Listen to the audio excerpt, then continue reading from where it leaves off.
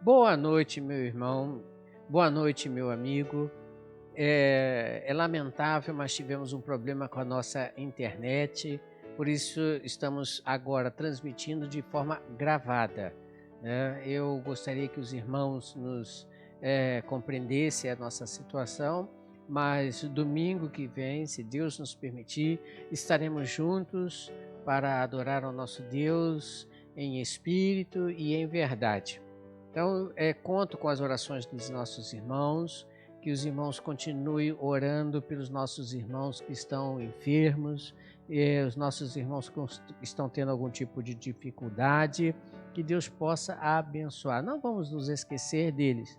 Quem puder ligar, quem puder entrar em contato com alguns dos nossos irmãos, que entre em contato com eles. Tivemos essa semana 3 programações online das nossas organizações maravilhosas. Tivemos a da nossa embaixada, o irmão que nos ajuda, o Lucas, com alguns garotos, fizeram uma programação via online. Tivemos um momento de oração, as nossas irmãs tiveram hoje um momento de oração muito gostoso.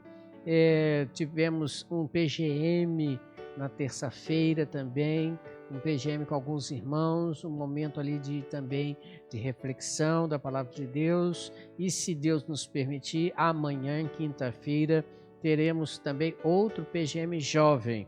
Então, os irmãos estejam orando, porque apesar da situação em que nós nos encontramos, Deus tem nos abençoado rica e abundantemente, e o nosso trabalho online tem sido também viável. Infelizmente, como eu falei, hoje nós tivemos esse contratempo. Mas não é por causa disso que nós vamos deixar de estudar a palavra de Deus. Então, nós estamos gravando e espero que os nossos irmãos e amigos, neste momento, possam conosco meditar na palavra de Deus. Estivemos alguns encontros passados estudando sobre o livro de Apocalipse, as cartas às 7 igrejas da Ásia. E ali pudemos perceber as características de Deus se apresentando às suas igrejas. Tivemos ali um momento em que vimos os problemas que de forma universal pode atingir todas as igrejas, e Deus então orientando através do Santo Espírito as igrejas, falando aos corações daqueles pastores, daqueles servos do Senhor no passado, como eles deveriam se comportar, como eles deveriam agir para resolver estes problemas espirituais que estavam afetando a igreja física. Então tivemos ali um momento de estudo e de reflexão em cima, alguns momentos, né, de estudo e reflexão em cima destes textos bíblicos. Hoje, o que nós vamos fazer? Nós vamos reler, alguns irmãos, antes desse momento de dificuldade do corona, nós estudamos a introdução ao livro de Apocalipse. E eu gostaria de hoje, já que nós temos bastante pessoas que estão nos assistindo, e eu agradeço a Deus também por causa disso, pela vida de cada um de vocês. Hoje, antes de dar prosseguimento ao estudo do livro propriamente dito, as cartas, as trombetas, os selos, aliás, as trombetas, nós vamos dar uma voltada, vamos retroceder um pouquinho para entender este livro, o livro de Apocalipse. Porque hoje, infelizmente, muitos, quando se fala na palavra Apocalipse, pensa logo em destruição, algo que sai do controle e destruição, coisa que traz medo. Não é à toa que muitos filmes são projetados em nossos aparelhos pelas grandes empresas de cinema. Quando se coloca título Apocalipse, logo vem então algo terrível, logo vem algo insinuando assim um pavor que a humanidade passa a ter. Mas não é nada disso. Quando nós lemos o livro de Apocalipse, e você vai entender, nós vamos perceber que não há razão nenhuma para termos medo, principalmente desta carta, das coisas que hão de acontecer ou que já estão até acontecendo. Não precisamos ter medo, porque nesta introdução Deus deixa bem claros os motivos pelos quais nós não precisamos temer o Apocalipse. Vamos então orar ao nosso Deus para dar início a este estudo, e depois eu convido a você a abrir a sua Bíblia lá no livro de Apocalipse, capítulo 1, e vamos ler os primeiros, os versículos de número 4 a 8. Apocalipse, capítulo 1, 4 a 8. Vamos orar?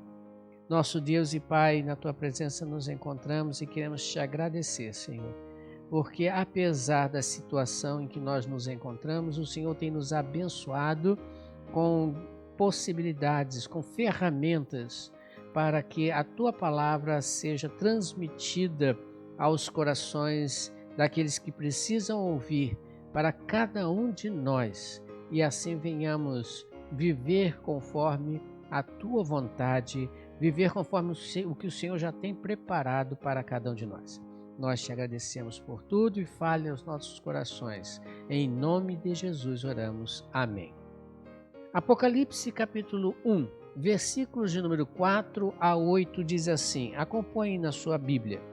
João às 7 igrejas da província da Ásia. A vocês graça e paz da parte daquele que é, que era e que há de vir, dos 7 Espíritos que estão diante do seu trono, e de Jesus Cristo, que é a testemunha fiel, o primogênito dentre os mortos e o soberano dos reis da terra. Ele que nos ama e nos libertou de nossos pecados por meio do seu sangue, e nos constituiu reinos e sacerdotes para si, a seu Deus, para servir a seu Deus e Pai, e a ele seja a glória, o poder para todos sempre. Amém.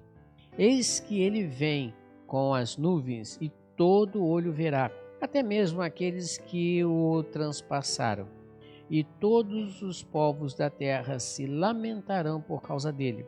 Assim será. Amém.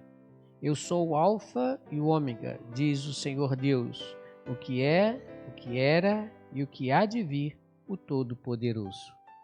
Nesse texto, então, encontramos motivos, e até bastante, para que não precisamos, aqueles que têm a Cristo, não precisamos ter medo do que há de acontecer. Antes de eu pensar nesses motivos, o próprio nome Apocalipse já nos traz um conforto. A palavra Apocalipse, ela é uma junção de duas palavras lá do grego. Duas palavras do grego. Apo e calipto. São duas palavras, apto e calipto. Apo quer dizer trazer para fora, ou pôr para fora, para longe de alguma coisa. Então, quando ele diz apo, ele está dizendo para você o seguinte, já em livro de Apocalipse, apo, trazer para fora, ou levar para fora, ou para longe de alguma coisa. Essa é a ideia. E calipto, calipto quer dizer sombra. Você talvez até conheça uma palavra muito parecida no nosso linguajar, eucalipto. Calipto. Calipto quer dizer sombra. E, aliás, a palavra eucalipto, esse eu quer dizer bom ou boa. Então, você vai entender agora a palavra eucalipto como boa sombra.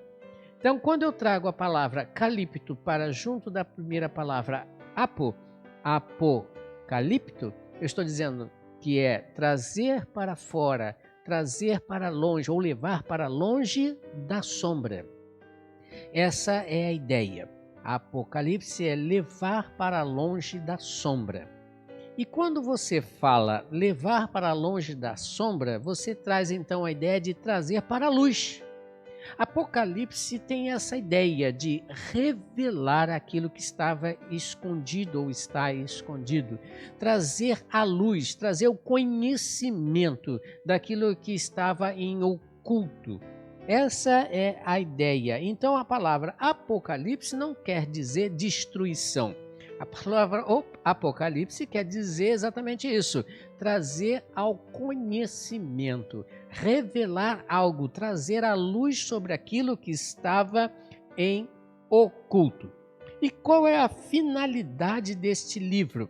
Você percebe isso logo no início do versículo 3 desta carta. Nós não lemos, mas você pode ler. Lá no livro, nesse mesmo capítulo, no versículo 3, Jesus Cristo, falando a João, diz o seguinte: bem-aventurado. É a primeira palavra que ele utiliza no versículo 3. Bem-aventurado. Então, qual é aqui a gente percebe uma finalidade desse livro, que é trazer bem-aventurança, ou seja, muita alegria, prazer, satisfação. Então, a pessoa bem-aventurada, uma pessoa feliz. Então, ele está dizendo aqui, em outras palavras, que aquele que lê, medita, estuda, tem grande alegria. Ora, se eu pensar em cima do que os filmes hollywoodianos são colocados, eu vou pensar em trazer tristeza, porque eu vejo destruição, eu vejo calamidades para a humanidade. Apocalipse traz a ideia de trazer alegria, trazer alegria. Outra coisa que a gente percebe neste livro é que Jesus Cristo deixa bem claro no decorrer de todo ele que todo aquele que tenha Ele como seu Deus, que tenha Jesus Cristo, que tenha Deus como seu Deus e Salvador, sempre, em todos os momentos, se tratando de fim de tudo, Ele vai trazer a ideia de alegria, de fim de sofrimento. Acabou o problema, acabou as dificuldades, acabaram todas essas dificuldades que nós vivemos. Hoje nós estamos passando por esse momento difícil do coronavírus, né, em que muitos dos nossos irmãos também têm passado, e nossos amigos, às vezes até doente mesmo, uns mais, outros menos, com complicações, mas veja, um dia toda essa dificuldade vai cessar. Então o livro de Apocalipse traz a ideia de alívio, felicidade, vai acabar esse sofrimento para aqueles que têm Deus como seu Salvador, vai trazer alegria para todos aqueles que têm Jesus Cristo como seu Redentor. Outra coisa interessante também é que nesse dia, você, servo do nosso Deus, eu, servo do nosso Deus, nós teremos a satisfação de ver o juízo perfeito de Deus sendo exercido sobre a maldade. Hoje nós vivemos dias tão difíceis e em muitas situações nós ficamos até indignados com tanta maldade que acontece conosco, com nossos parentes, com os nossos amigos, e muitas das vezes nós ficamos irritados, achando que Deus está até sem olhar, que Deus está ignorando aquilo. Mas fique tranquilo, a maldade, o pecado, ele um dia tem fim. E Deus vai trazer o juízo sobre todas estas coisas. E Ele mesmo diz, o próprio Jesus Cristo diz, minha é a vingança. Então vamos esperar, vamos aguardar, porque Deus vai trazer o justo juízo sobre todos os homens que vivem debaixo da maldade. Logo por fim, então eu posso pensar o seguinte, é o outro lado da moeda. Veja, nesse texto que nós lemos, se ele vai trazer felicidade para aqueles que estão em Cristo Jesus, o outro lado da moeda vai trazer juízo para aqueles que não têm Cristo. E esse juízo, sim, esse juízo para aqueles que não têm Cristo como seu Salvador, é sim motivo de grande preocupação, é sim motivo de grande temor, porque a coisa não vai ficar boa. Se você ler o livro de Apocalipse, você vai perceber isso. A coisa para aqueles que não têm a Cristo como seu Salvador, a coisa não vai ficar nada boa. Pois bem. Então o livro de Apocalipse, ele também traz para nós, para a gente entender esse final, a alegria do fim da morte. Olha, não tem coisa pior que você viver debaixo da expectativa de morte, morte física mesmo. E Deus diz que todo sofrimento Deus vai enxugar dos nossos olhos a lágrima. Todas as dores vão cessar. Olha que coisa linda, que coisa maravilhosa, aqueles que têm Deus como seu Salvador. Então, meu irmão, principalmente meu irmão, não tenha medo do Apocalipse de Deus, porque ele é maravilhoso para cada um de nós. Quando então eu vou entrando no texto em si, você até pode ver que tem muitos outros pregadores estudiosos e até homens realmente muito inteligentes, homens que realmente falam inspirados por Deus. Nós podemos ali encontrar, porque muitas figuras, muitas ideias diferentes uma das outras. Mas veja, eu prefiro neste momento pensar da seguinte forma: eu não tenho a verdade. Eu não sou detentor da verdade. E nem nenhum outro homem é detentor da verdade. A verdade é Cristo, Cristo Jesus. O que eu tenho é uma visão, como a própria palavra de Deus, uma visão do todo da verdade meio embaçada, porque nós enxergamos ainda através dos olhos humanos, nós enxergamos ainda através dos olhos contaminados pelo pecado. Mas haverá o dia que meu olho perfeito vai enxergar todas as coisas. Aí sim eu terei a visão completa da verdade. Mas por enquanto eu ainda não tenho e nem ninguém tem. Ninguém pode dizer assim, é isso porque é isso. Não, não existe. Algumas palavras até você entende isso, não tem como discutir. E aliás, eu me lembro de uma afirmativa de um grande homem de Deus do passado chamado Agostinho, ou Santo Agostinho, que alguns conhecem, estudioso da palavra de Deus. Ele dizia o seguinte, que há pontos na Bíblia que são essenciais, e isso nós devemos ser unânimes em aceitar. Exemplo, quem salva o homem da morte, do juízo de Deus é Jesus Cristo. Então, isso é um ponto fundamental de que ninguém pode escapar e ninguém pode discutir. Logo, portanto, devemos girar em torno disso unânimes. Mas há pontos e coisas, falas, que não são tão assim essenciais. Não fará diferença. Tipo, o anjo tem asa, o anjo não tem asa. Existe até discussão sobre isso. Não me interessa se o anjo tem asa ou se ele deixa de ter asa. Se alguém acha que ele tem asa, que ache, continue achando. Se outro acha que não tem asa, amém por isso, continue achando. Ou em outras palavras, como o próprio Agostinho falou, há pontos que são diferentes, que não têm tanta necessidade assim de ser firme. Então, sejamos ali livres, cada um com a sua interpretação, mas não traz nenhuma situação contraditória, não traz nenhuma situação que vai me interferir na minha liberdade de adoração, não me traz nenhum tipo de situação que vai atrapalhar na minha vida espiritual. Então vamos aceitar todos juntos em amor, dizia Agostinho. Muito bem, então vamos pensar aqui neste texto, nesses primeiros 4 versículos. Por que eu disse que esses 4 versículos são importantes? Não vou me demorar, pode ficar tranquilo.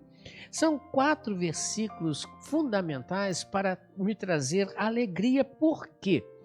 Vejam no versículo 4. Jesus Cristo diz, nós lemos, você pode conferir na sua Bíblia o seguinte: da parte daquele que é, da parte daquele que era e da parte daquele que há de vir. Vou repetir. Da parte daquele que é, que era e há de vir. Note aqui a expressão há de vir. Jesus Cristo, quando diz a João, ele não diz assim, da parte daquele que é, daquele que era e daquele que será. Não, ele muda completamente a ideia no final dessa frase. Ele diz há de vir. O que ele está dizendo aqui para a gente? O que ele pode estar querendo dizer com isso para a gente?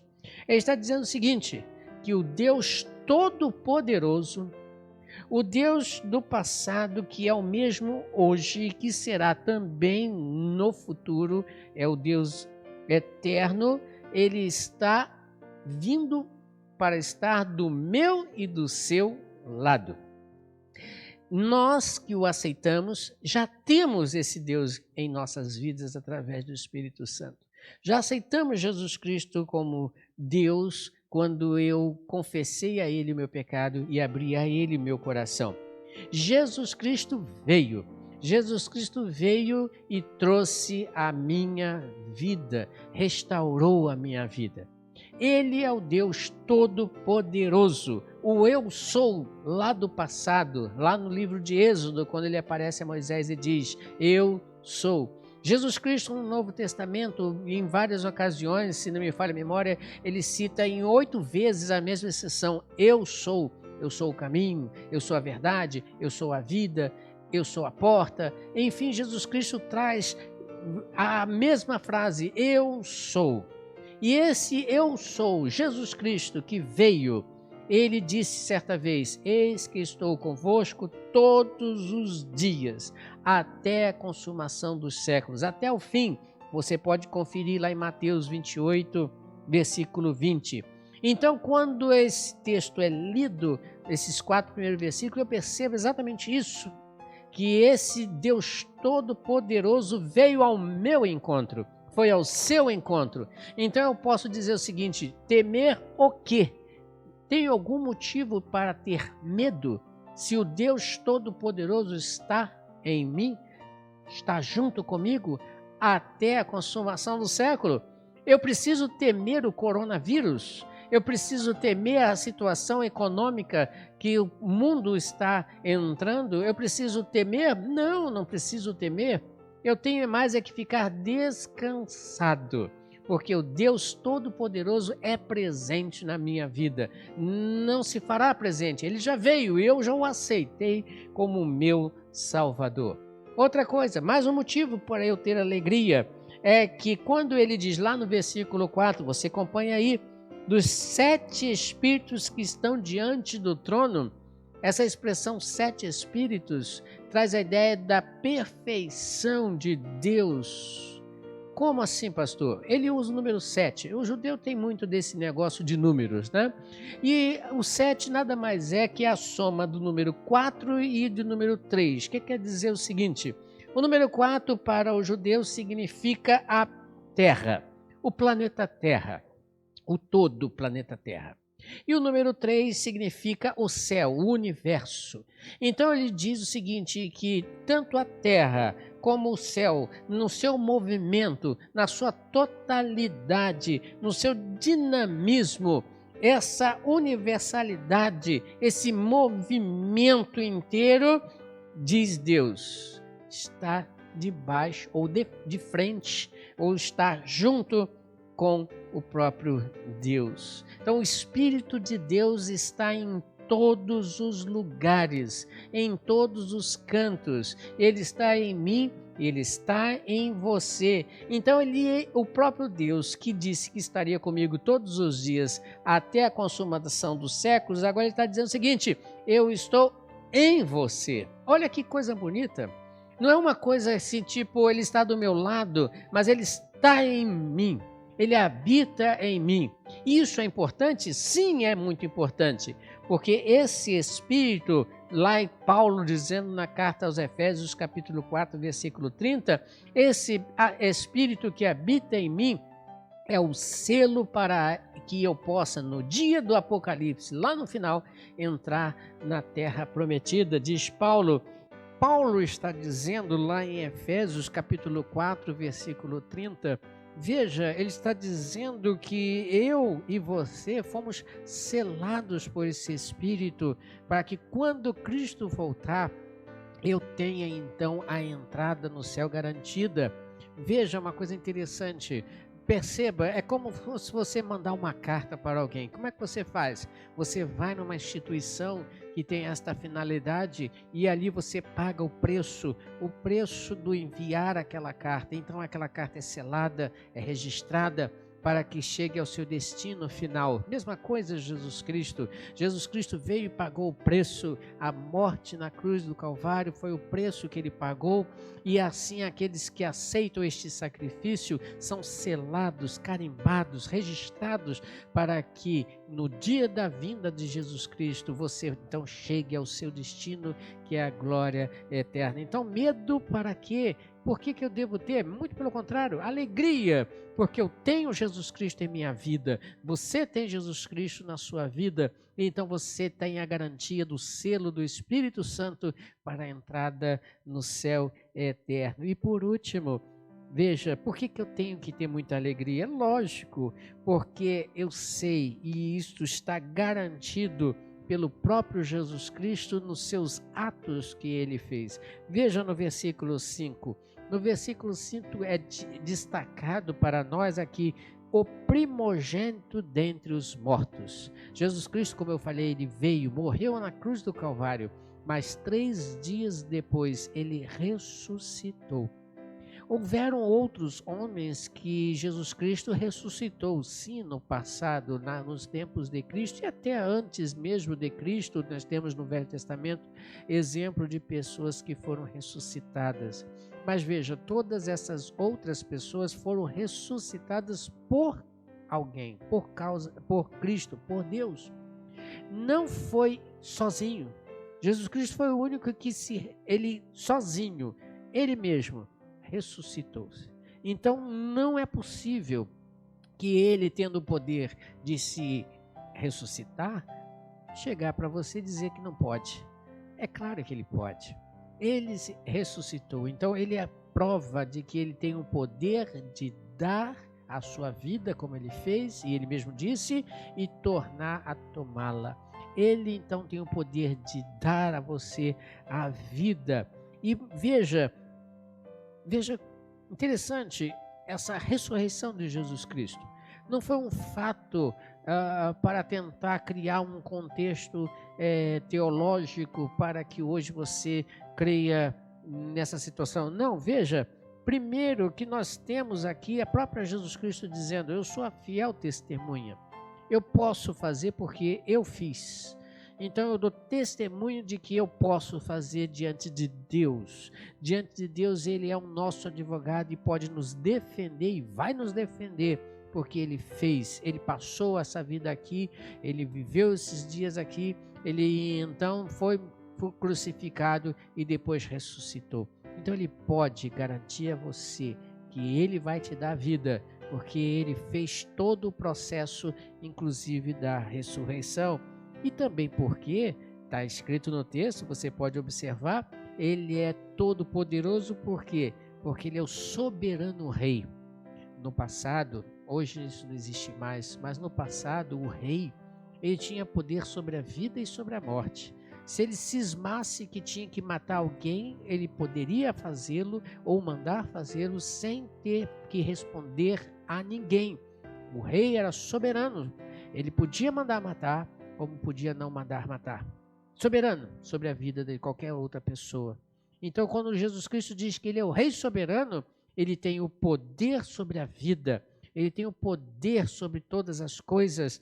Nada pode diante de Deus, nada tem poder maior do que o próprio Deus. Ele tem toda a autoridade e não responde a ninguém. Por isso, ele pode e vai te ressuscitar, porque a morte ele venceu lá quando ressuscitou. E também porque ele te ama. Jesus Cristo deu a sua vida porque ele nos ama.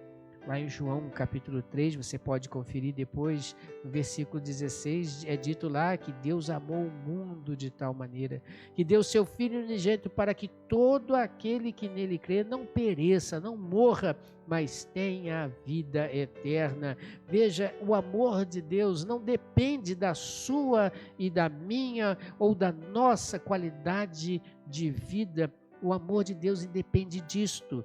Deus nos deu a vida porque nos ama. Ele agora espera de você o retorno. Ele espera de você agora a gratidão. Ele espera de você agora que você se permita ser seu filho. Mas você precisa deixar ele purificar a sua vida, o seu pecado. Diz lá no livro de Apocalipse, em outro momento nós veremos isso, lá no finalzinho, que lá no céu existe uma multidão de pessoas de branco vestidos. E ali então é feita uma pergunta: quem são estes? E a resposta é: esses são os que lavaram seus vestidos no sangue do Cordeiro, purificaram suas vidas pelo sangue derramado na cruz do Calvário. Então, meu amigo, meu irmão, temos que ter alegria, mas aqueles que não têm Jesus Cristo como seu Salvador, esses sim precisam ficar preocupados, precisam sim. Lá no versículo 7 nós lemos, é dito que quando ele vier nas nuvens, todo olho verá, inclusive aqueles que já morreram, eles também verão, serão ressuscitados para dar de frente com o próprio Deus. E diz que na terra, neste mundo que nós vivemos, haverá lamento. Haverá lamento por causa desse momento. Lamento porque se eu tenho Deus? Não, eu não terei lamentos. Meu Deus não vai me permitir isso, porque Ele me diz isso. Mas há lamentos, como eu falei logo no início, para aqueles que não aceitaram Deus como seu Salvador, não se colocaram diante de Deus, não quiseram ser seus filhos. Logo, esses lamentarão. E a minha oração é que você não venha a lamentar, muito pelo contrário, que você venha se alegrar conosco, porque Cristo está à porta, está chegando, está vindo. E quando nós, em outra ocasião, estudarmos mais o livro de Apocalipse, você vai ver que Jesus Cristo está aí às portas, pronto para chegar. Pode ser hoje, pode ser amanhã, pode ser depois de amanhã, pode ser daqui um mês, pode ser daqui um ano, pode ser daqui uma década, não sei, mas Ele está próximo de vir. Se Ele vier e não lhe achar preparado, ou seja, como seu filho, aí sim você vai se lamentar. E vai se lamentar muito para toda a eternidade. Mas você que tem a Jesus Cristo em seu coração, não fique apavorado, não fique desesperado. Creia somente, descanse somente em Deus, porque você tem o Espírito Santo de Deus, que é o selo da nossa redenção. Que Deus o abençoe. Vamos orar a Deus nesse momento, agradecendo a Deus por tudo que Deus tem feito por nós, mesmo que aparentemente não seja muito aquilo que eu gostaria que fosse. Mas veja, Jesus Cristo diz que todas as coisas são para o bem daqueles que o amam. Vamos orar então? Nosso Deus e Pai, muito obrigado, Senhor, porque o Senhor deixou registrado na Tua palavra este livro, o livro das últimas coisas, o livro que nos traz a revelação, nos traz as claras, tudo o que há de acontecer para conosco, seus filhos, e para com aqueles que também não são. E o Senhor possa tocar nas vidas destes que precisam ouvir, precisam saber, conhecer a verdade, para que neste dia glorioso, quando o Senhor retornar a este mundo, não venham a lamentar. Nós te pedimos que o Senhor continue nos abençoando e nos guardando. Muito obrigado, Senhor. Em nome de Jesus eu te oro. Amém, Senhor. Que Deus possa te abençoar e que nos nossos próximos encontros nós venhamos mais uma vez nos deliciar com a palavra de Deus. Deus te abençoe.